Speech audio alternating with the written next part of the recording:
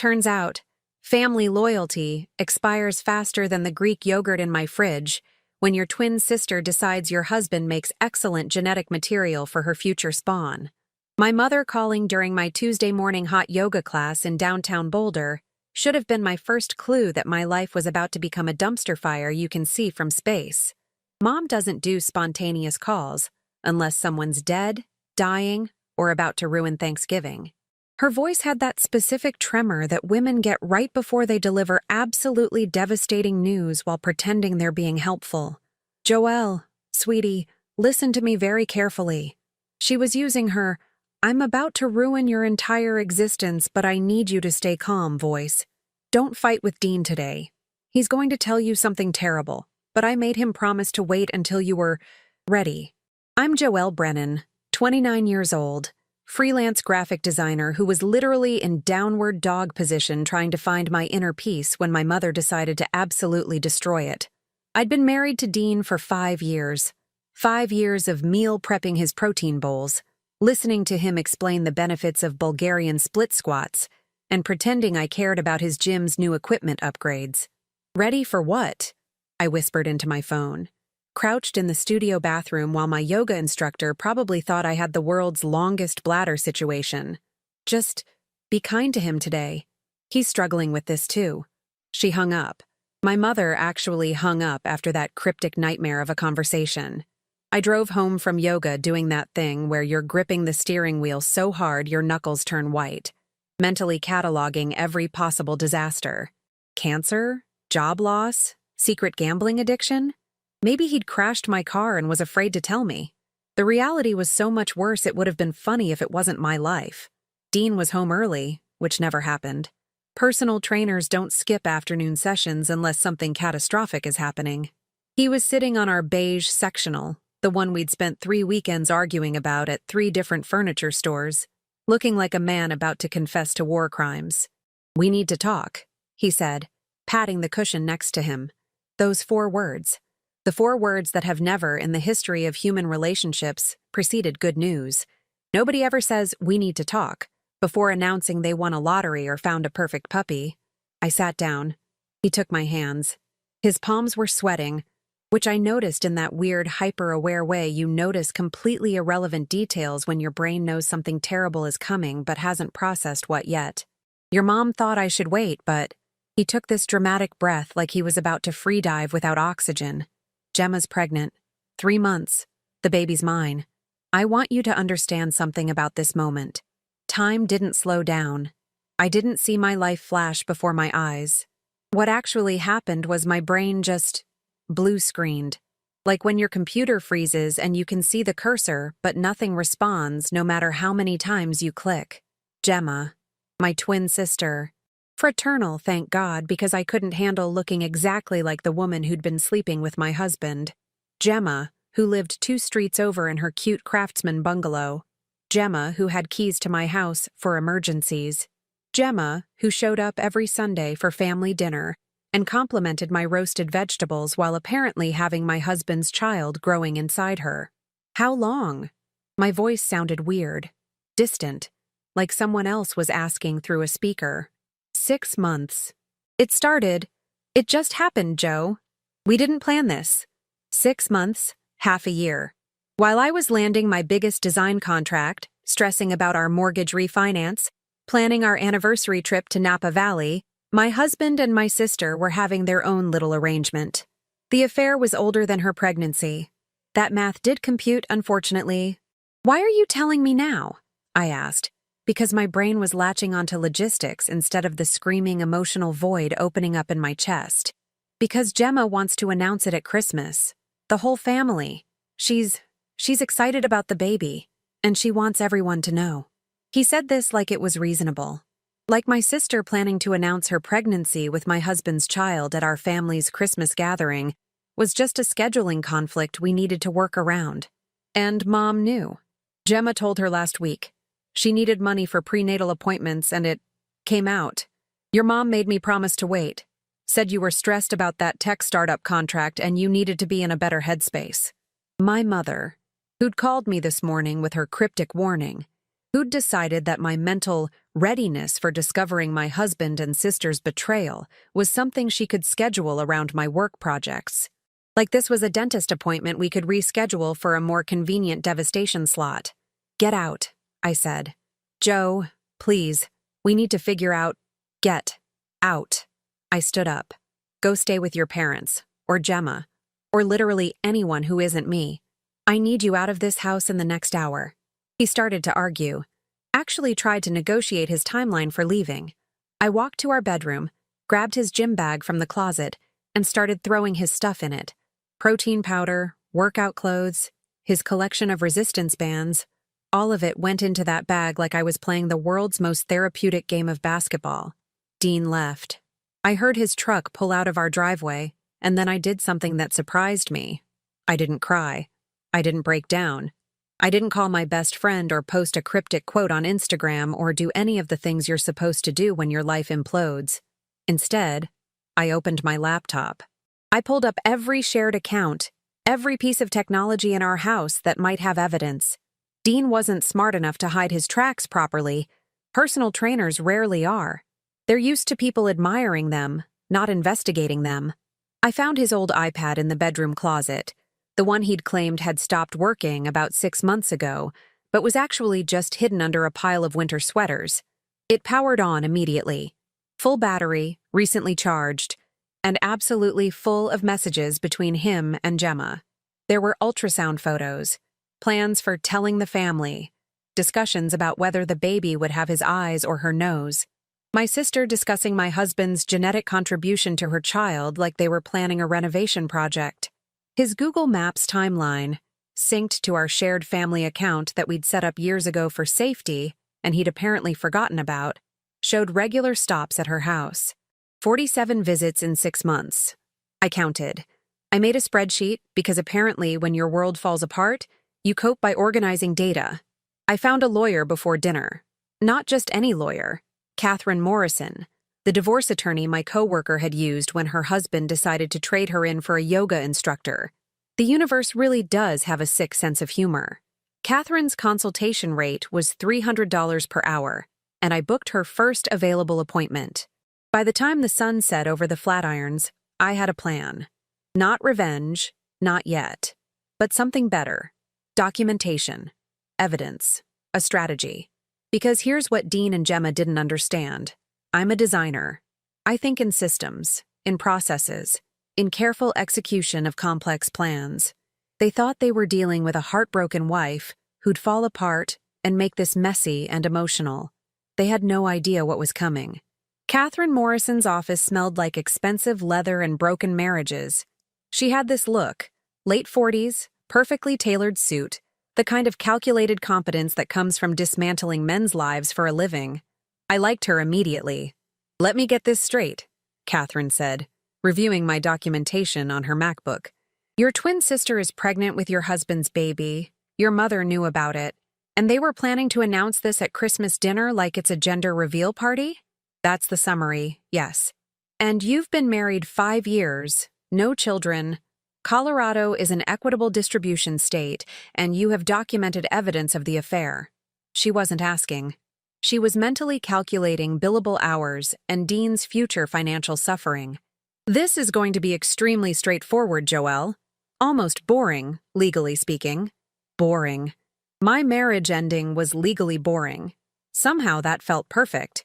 I want the house," I said, "and I want this done as fast as legally possible. I don't want to sit through one more holiday dinner pretending I'm part of this family. Consider it done. Colorado allows no-fault divorce, but adultery definitely helps with asset division. We'll file immediately, serve him by Friday, and push for the earliest possible hearing. With documentation this thorough, he'll be motivated to settle quickly." I left her office feeling something I hadn't expected. Powerful, not broken, not devastated. Powerful. Like I'd been playing defense my entire marriage and finally realized I could just stop. My phone buzzed. Dean, texting from wherever he'd slithered off to. "Can we talk? I'm staying at my parents' place. I think we should try counseling." Counseling.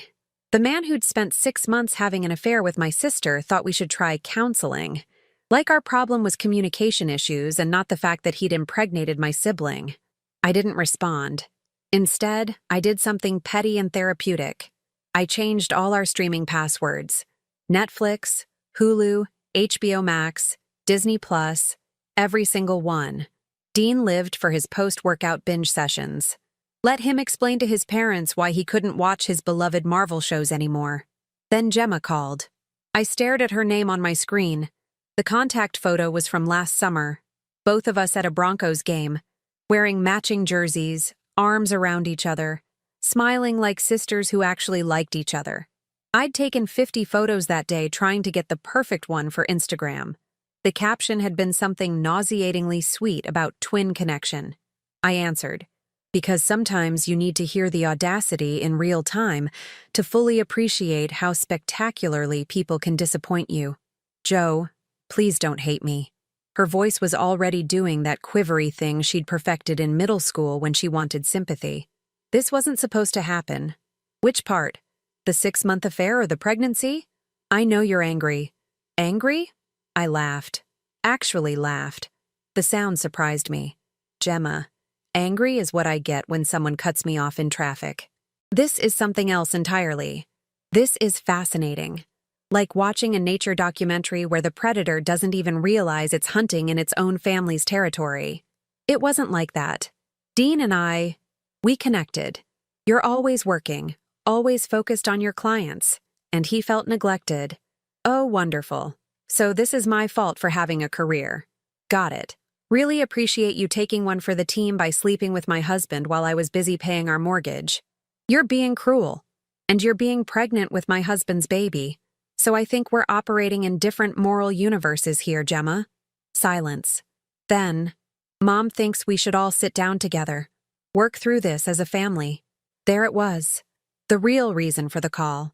Mom had deployed Gemma as her emotional proxy because she was too cowardly to call herself. Let me make something very clear, I said, surprised by how steady my voice sounded. I've filed for divorce. And that family dinner you're planning? The big announcement? I won't be there. Neither will my name on the guest list for any future family gathering you attend. So you can tell Mom she needs to pick which daughter she wants at Thanksgiving. The one who respected family boundaries or the one who treated them like a suggestion. You can't make Mom choose between us. Watch me. I hung up. My hands were shaking, but not from sadness. From pure, distilled rage wrapped in this weird exhilaration. I'd spent 29 years being the responsible twin, the one who didn't make waves, who showed up early, who remembered birthdays and brought the requested side dish to family dinners. Gemma had always been the free spirit, which was family code for selfish, but we're going to pretend it's charming. Well, this free spirit had finally flown too close to someone else's son. I spent the next 2 days doing something I'd never done before. I weaponized social media. Not by posting anything. That would have been tacky.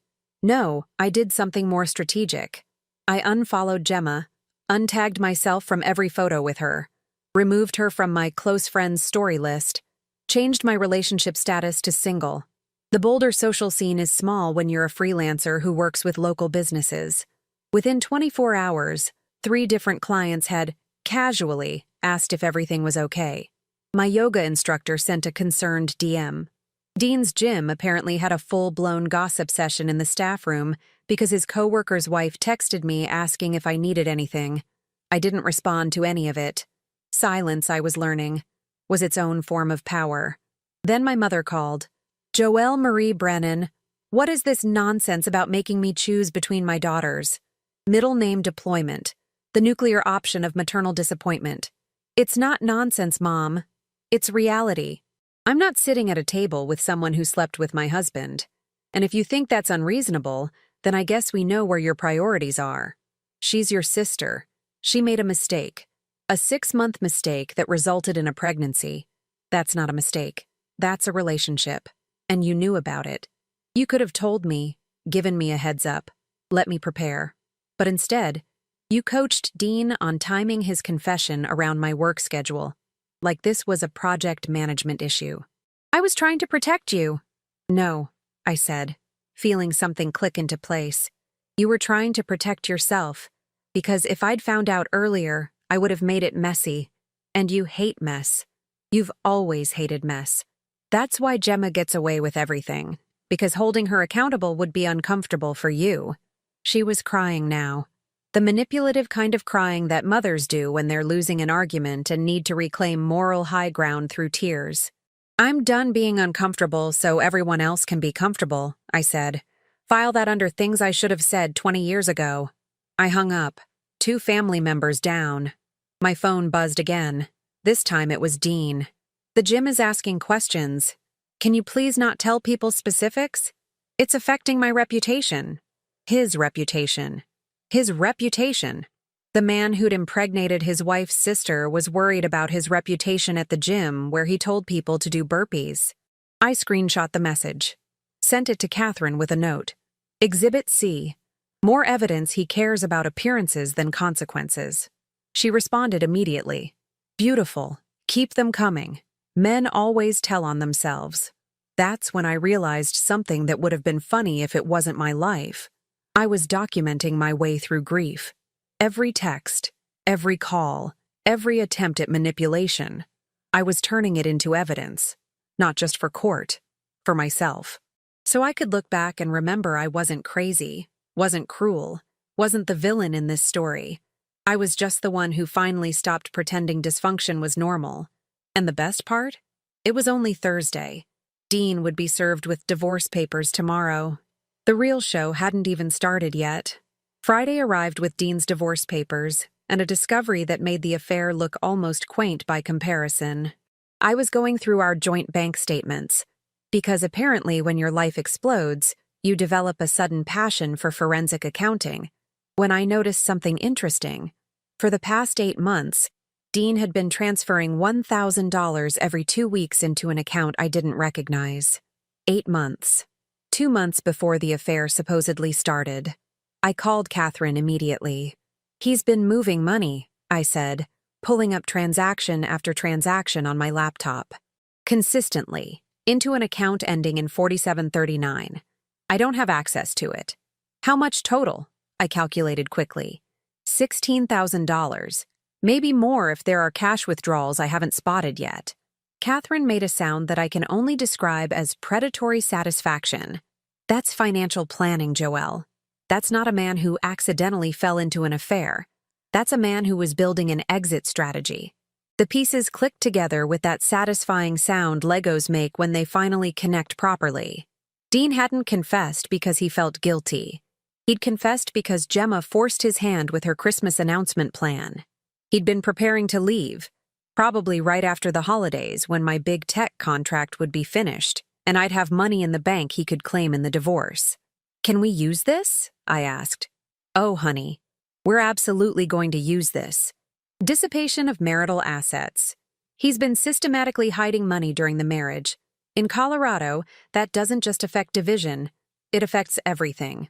I spent the weekend doing what I do best, research. I pulled every receipt, every credit card statement, every Venmo transaction. Dean wasn't as careful as he thought. There were charges at Gemma's neighborhood Target, dinner receipts from restaurants near her house, a particularly damning purchase at a baby store in Denver, dated 6 weeks ago, before he'd confessed anything to me. But the real jackpot came from somewhere unexpected. LinkedIn. Dean had updated his profile. Recently. His relationship status was hidden, and he'd added a new skill, family planning and life transition support, like he was some kind of life coach specializing in blowing up marriages. His summary now read, dedicated to helping individuals navigate major life changes with strength and authenticity. The audacity. The man was rebranding his affair as a personal growth journey. I screenshot everything, sent it to Catherine with a message. Pretty sure life transition support isn't supposed to include impregnating your wife's sister. Her response, I'm adding this to the folder labeled, Why Men Shouldn't Have Internet Access During Divorces. That's when inspiration hit. If Dean wanted to rebrand, I could help him with that. I called my mother. She answered on the first ring, which told me she'd been hovering over her phone waiting for me to crack. Joelle, sweetheart, I'm so glad you called. I want to have a family dinner. I interrupted. Next Saturday, Just immediate family. You, me, Gemma, Dean. A reconciliation dinner. Silence. Then suspiciously, really? Really? I've been thinking about what you said. About family. And maybe we can work through this. Talk it out like adults. I injected just enough hesitation into my voice to sound believable. Joelle? Her voice carried doubt. You were so angry when we last spoke. This seems very sudden. I've been talking to a therapist, Mom. Working through my feelings. She thinks it would be healthy for me to face this directly, in a controlled environment. To get closure. The therapy lie was perfect. My mother loved the idea of me being in therapy. It meant I was being reasonable. Oh, sweetheart, I'm so proud of you for doing that work. This is so mature of you. I'll host. My house, 7 p.m. Tell Gemma and Dean. And Mom? Tell them to come ready to talk. Really talk. About everything. I could hear her relief through the phone. She thought she'd won. That maternal manipulation had finally worked. That I'd chosen peace over justice. She had no idea. After I hung up, I texted Catherine. Family dinner scheduled. Saturday, 7 p.m. We'll need final divorce papers ready to serve. You're serving him at a reconciliation dinner? I'm serving them all some reality. Can you have everything ready? I'm starting to think I should charge you less because this is the most fun I've had in years. The next 5 days were a masterclass in performance art. I responded to Dean's texts with measured, thoughtful messages about needing time to process and willing to talk. I sent Gemma a carefully worded email about sisterly bonds and finding a path forward. I told my mother I'd been doing a lot of soul searching, and therapy is really helping me see things differently. They believed every word because they wanted to, because in their minds, I was predictable, the responsible one, the peacemaker, the woman who'd swallow her pride to keep the family intact. Meanwhile, I was busy doing something they'd never suspect. I'd hired a private investigator, not a fancy one from the movies, but a retired cop named Rita who did contract work and charged reasonable rates.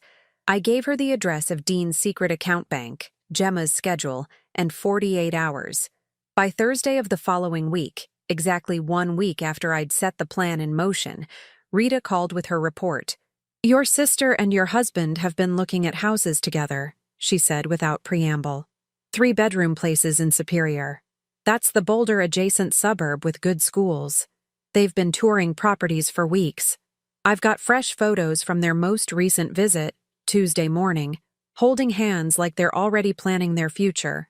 They were house shopping. While I was supposedly processing our separation, they were planning their Pinterest-perfect future together. Probably imagining Sunday morning pancakes and backyard birthday parties and all the suburban dreams they'd build on the ashes of my marriage. I need those photos, I said. Already in your email, along with the real estate agent's contact information. Thought you might want to give her a heads up that one of her clients is still currently married. I loved Rita. Saturday arrived with that perfect Colorado fall weather. Crisp air, golden aspens, the kind of day that makes people think everything is beautiful and possible. I spent the morning cleaning my house until it looked like something from a home magazine. I bought an expensive bottle of wine. I made a cheese board that could have been featured on Instagram. I even bought flowers. White roses, the kind you send to funerals. Catherine showed up at 6:30 with a leather portfolio containing the divorce papers, the financial evidence, the photos from Rita, and a professional process server she'd convinced to come along. You know this is completely extra, right? Catherine said, arranging papers on my kitchen counter. I've been the reasonable one for 29 years, I replied, checking my reflection in the hallway mirror. I'm allowed one dramatic gesture. Just one? Okay, maybe several. But this is the main event. My mother arrived first, clutching a store-bought pie like it was a peace offering. Then Gemma, wearing a loose sweater that strategically showcased her tiny baby bump. Finally, Dean, looking uncomfortable in a button-down shirt he definitely didn't own 6 months ago. Gemma must have bought it for him. How domestic. Thank you all for coming, I said, gesturing them into my living room, the living room I'd decorated, in the house I'd helped buy, filled with furniture I'd chosen. I think it's time we all got on the same page about the future. My mother beamed. Gemma looked cautiously hopeful. Dean just looked relieved. They had no idea the page I was talking about was the first one of their divorce papers. I let them settle in, poured wine, offered cheese, watched them navigate the awkward small talk of people who'd collectively destroyed my life, but were pretending we could all be civilized about it. "So," my mother said, using her facilitator voice like she was moderating a PTA meeting, "I think we should start by everyone sharing their feelings. Actually, Mom, I'd like to start with facts." I pulled out my laptop, set it on the coffee table facing them. Because feelings are complicated, but facts are beautifully simple. Dean shifted uncomfortably. Gemma's hand instinctively went to her stomach, that universal protective gesture pregnant women do when they sense danger. "Joelle, if this is about blame," my mother started. "It's about timeline," I interrupted. "See, Dean told me the affair started 6 months ago, that it just happened. Very spontaneous, very unplanned." I clicked to my first slide. Yes, I'd made a presentation, because if I was going to detonate my family, I was going to do it with visual aids. But here's something interesting. 8 months ago, Dean opened a separate bank account, and every 2 weeks since then, he's transferred $1,000 into it. I watched Dean's face drain of color in real time. It was magnificent. That's $16,000 of marital assets, systematically hidden, starting 2 months before you claim the affair began. I advanced to the next slide showing bank statements with highlighted transactions. Which means either you're terrible at math or you're a liar. I'm betting on option 2. That money was for, Dean started. "For what? Your future love nest with my sister? Because that's exactly what it's for." Next slide. Photos of Dean and Gemma at open houses in Superior. "Rita. She's a private investigator. Lovely woman. Very thorough. Got these last Tuesday.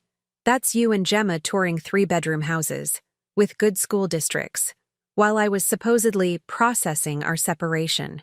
Gemma made a sound like a small animal caught in a trap. But wait, it gets better. I was enjoying this now. The shock on their faces. The way my mother's pie was sitting forgotten on her lap. "Dean, I noticed you updated your LinkedIn profile. Life transition support? Really? Is that what we're calling adultery in the professional development world now?" "Joelle, please," Gemma tried. "Oh, I'm not done with you yet, sis. Let's talk about timeline inconsistencies. You're 3 months pregnant. Dean says the affair started 6 months ago. But I found receipts from that baby boutique in Denver, the one with the overpriced organic onesies, dated 6 weeks ago. 6 weeks? That's before Dean confessed anything. Which means you two were shopping for baby clothes while actively lying to me." I pulled out the receipts. Actual printed evidence. Because nothing says I've got receipts, like literally having receipts. My mother finally found her voice. "Joelle, I understand you're hurt, but this isn't productive, mature, what you hoped would happen at this reconciliation dinner." I smiled. It wasn't a nice smile. "Here's the thing, Mom. There is no reconciliation. There never was. This dinner? This was about making sure you all understood exactly what you destroyed and exactly what it's going to cost." That's when Catherine walked in from the kitchen where she'd been waiting, followed by the professional process server she'd brought. "Dean Brennan?" the server said formally, stepping forward with official documents. "You've been served." He handed Dean the divorce papers with the practiced efficiency of someone who'd done this 1,000 times. Catherine stood beside him, documenting everything. Dean just sat there holding the documents like they were written in a language he didn't understand. "Those papers outline the divorce terms," I explained helpfully. "Because of your dissipation of marital assets, that's legal speak for hiding money, I'm getting the house, the car, and 60% of all remaining joint assets. You'll also be paying my legal fees, all of them." "You can't," Dean started. "I can. I did. Colorado's really clear about financial infidelity." Catherine explained it beautifully. Something about judges not appreciating husbands who create secret nest eggs while their wives are working to pay the mortgage. I turned to Gemma. "Speaking of which, those houses you were touring? I called the real estate agent. Told her one of her clients was still legally married and hiding marital assets. She was very appreciative of the heads up. Apparently, she doesn't like being an accessory to financial fraud. Gemma's face went from pale to green. Morning sickness or moral reckoning, hard to tell. "And, Mom," I said, turning to face the woman who'd birthed me 29 years ago. "Remember when you made me choose between being the bigger person or being honest? I'm choosing honest. Gemma is no longer my sister. Dean is no longer my husband. And you need to decide right now which daughter you want in your life, because you're not getting both. You can't make me." "I can. I am. Thanksgiving is 6 weeks away. Christmas is in 2 months. You can have me there, or you can have Gemma and her new blended family situation. But you don't get both. You don't get to play happy family while pretending this didn't happen." The silence was deafening. Dean was still staring at the divorce papers. Gemma was crying. The messy, snotty kind of crying that isn't cute or sympathetic. My mother looked like someone had just told her the world was ending. Maybe her world was. Mine had ended 2 weeks ago. Fair's fair. "I have one more thing," I said, pulling out my phone. "I documented everything. Every text, every lie, every manipulation. And I'm keeping it all. Not to post. I'm not that person. But if any of you try to spin this story, if you tell people I was the problem, if you paint yourselves as victims of my cruelty, I will release everything. Every message, every receipt, every photo of you house hunting while playing the repentant sinner." I looked at each of them in turn. "This is the part where you leave," I said quietly.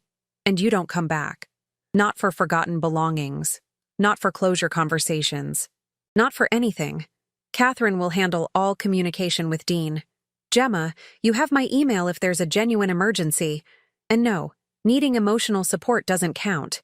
Mom, you have until Monday to decide. Text me your choice. No phone calls, no explanations. Just which daughter you're picking." Dean stood first, still clutching the papers like a life preserver. Gemma followed, her hand protectively on her stomach. My mother took the longest. She kept looking at me like she was waiting for me to crack, to break character, to become the daughter she recognized. I didn't. They left. I watched them walk to their cars through my front window, watched Dean's truck taillights disappear, watched Gemma's little Honda pull away, watched my mother sit in her Subaru for 10 minutes before finally driving off. Catherine put her hand on my shoulder. "You know the legal community is going to talk about this dinner for years, right?" "Good," I said. "Let them. Maybe it'll inspire someone else to stop being polite and start being honest." The process server and Catherine packed up their things, wished me well, and left together. I stood in my living room, my house that I was keeping, that was legally mine now, and felt something unexpected. Peace. Not happiness yet. Not quite. But peace. The kind that comes from finally stopping the pretense. From choosing truth over comfort. From realizing that some things can't be fixed and shouldn't be. Some things just need to end. Monday arrived with a text from my mother at 6 a.m. "I choose you." 3 words. No explanation, no apology. Just a decision delivered like a weather update. I didn't respond immediately. Let her sit with that choice. Wonder if I'd accept it. Experience a fraction of the uncertainty she'd put me through when she chose to protect Gemma's secret instead of giving me the truth. By Monday afternoon, I sent back, "Thanksgiving at my place. Just us. Bring wine, not pie." The divorce was finalized 92 days later, exactly 1 day after Colorado's mandatory waiting period, which Catherine called impressively efficient, given how backed up the courts typically are. Turns out judges really don't appreciate men who systematically hide marital assets while planning their exit strategy. Dean got to keep his truck, his gym clothes, and a debt to me that would take him years to pay off. The house, the savings, the good furniture, all mine. Gemma had her baby in April, a boy. She sent me a birth announcement like we were distant acquaintances exchanging polite life updates. I didn't respond. Some bridges aren't worth rebuilding. They're better off as cautionary tales about structural integrity. Dean moved in with Gemma 2 months after the divorce. They lasted 8 months before he moved out. Apparently, Sleep deprivation and baby screaming reveal character flaws that candlelit dinners successfully hide. I heard through Boulder's incredibly efficient gossip network that he'd started dating one of his training clients. A pattern is just a pattern until it becomes a personality. His gym quietly asked him to resign after too many clients requested different trainers. Turns out people don't love getting fitness advice from someone whose life choices scream poor judgment. He's working at a corporate gym chain now, the kind with fluorescent lighting and protein shake machines that always break. Gemma still lives 2 streets away. We've crossed paths exactly 3 times in the grocery store. Each time, she's attempted a smile that I've met with the kind of polite nod you give strangers. My mother attends some events with her. Birthdays for the baby, I assume, but she's learned not to mention them to me. We've found our rhythm. Thanksgiving and Christmas with me. Everything else with Gemma. It's not ideal for her, but then again, raising one daughter who respects boundaries while the other collects other people's husbands probably wasn't her ideal either. My business tripled after the divorce. Something about surviving public family implosion makes you very appealing to clients who want branding that's authentic. I hired 2 contractors, raised my rates, and stopped apologizing for charging what I'm worth. Turns out, when you stop accepting disrespect in your personal life, you stop accepting it professionally too. Who knew? I'm dating now. Casually. A software developer named Miles who thinks my family drama is intense but respectable.